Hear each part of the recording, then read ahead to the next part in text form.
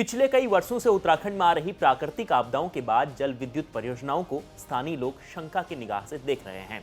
इन परियोजनाओं के तहत बनने वाले सुरंग और डैम के कारण कई गांवों का अस्तित्व खत्म हुआ है।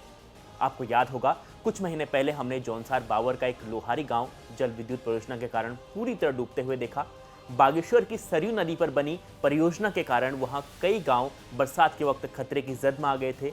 एक पुरानी संस्कृति हमेशा के लिए खत्म हो गई थी और हजारों लोगों ने अपने पुश्तैनी गांव खो दिए थे। लेकिन क्या एक बार फिर से ऐसा होने जा रहा है? इसे जानने के लिए देखिए हमारी एक खास रिपोर्ट।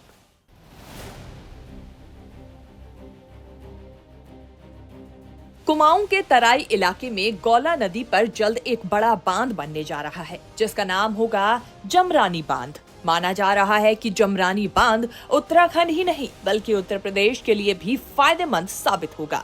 इस बांध से नहरों के जरिए कुमाऊं मंडल के तराई इलाकों के अलावा यूपी के कई हिस्सों तक पानी पहुंचाया जाएगा। लिहाजा बांध के निर्माण के लिए यूपी सरकार 600 करोड़ रुपए का सहयोग भी करेगी।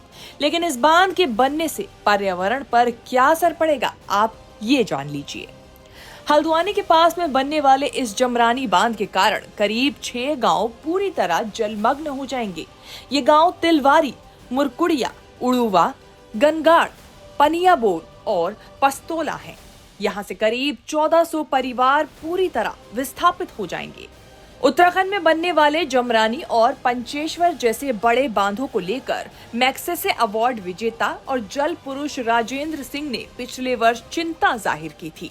उन्होंने कहा था कि उत्तराखंड के लिए बड़े बांध बनाना विनाशकारी साबित हो सकता है। उत्तराखंड में बड़े बांधों की जगह छोटे छोटे बांध बनाए जाने चाहिए।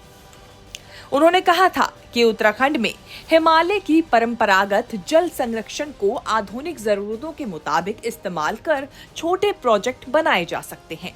इस तरीके से पहाड़ की प्रकृति का शोषण भी रुकेगा और प्रदूषण को भी काबू किया जा सकेगा। वहीं इन तमाम चिंताओं के बीच केंद्रीय रक्षा राज्य मंत्री अजय भट्ट के इस बयान ने पर्यावरण संरक्षकों की चिंता बढ़ा दी है।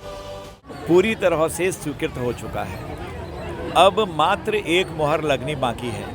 पहले तो यह एडीबी को दिया गया था। एडीबी 2025 के बाद इसमें काम करने वाली थी।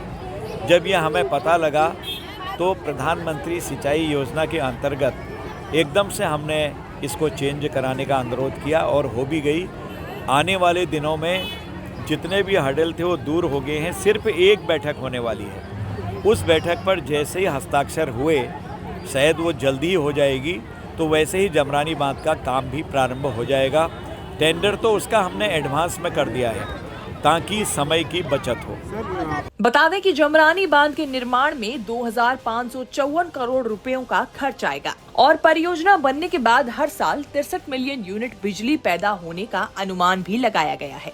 हालांकि जमरानी बांध को विकास की नजर से बेहद कारगर और उपलब्धियों के तौर पर देखा जा रहा है, लेकिन बांध बनने से नदी का प्राकृतिक प्रवाह रुकना, हजारों जलचर जीवों की प्रजातियों का खत्म होना समेत जो समस्याएं पैदा होंगी, उसे सरकारें नजरअंदाज कर रही हैं।